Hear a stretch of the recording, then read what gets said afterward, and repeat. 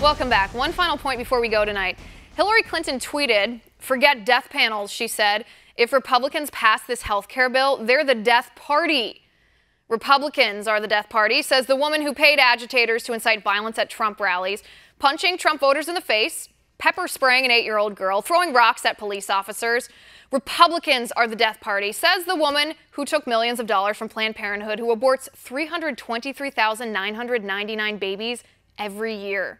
Republicans are the death party, says the woman who abandoned 4 Americans to their deaths in Benghazi and then lied about it, and then lied about lying, and then lied about lying about lying. Republicans are the death party, says the woman who wouldn't condemn late-term abortion, which 80% of Americans, Republican and Democrat, pro-life and pro-choice, find disgusting.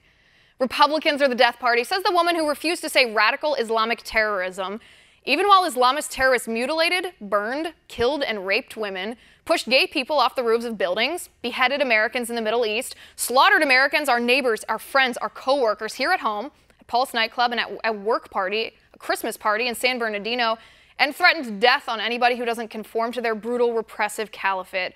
Republicans are the death party, says the woman who applauded the Black Lives Matter movement, even when rioters burned businesses, broke glass, shattered windows, lit the streets on fire, looted ATMs, and shot one of their own fellow protesters.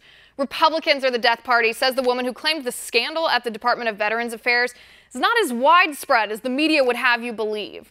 All the while, thousands of U.S. military veterans, the men and women who serve and sacrifice to protect our liberty, have literally died waiting in line for government-run health care they never got at the VA.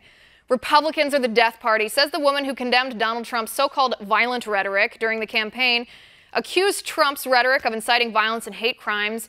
Meanwhile, the most hateful crime of the year goes to the assassination attempt by a left-wing, Bernie Sanders-supporting, Trump-hating progressive activist who buys into rhetoric spewed by Hillary Clinton and the left that Republicans are the party of death and deserve to die. Way to go, Democrats. Keep on resisting.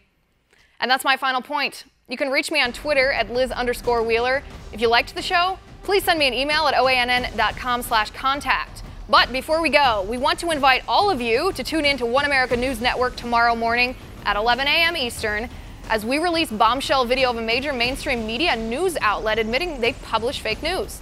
They've been feeding you fake news, and now they admit it.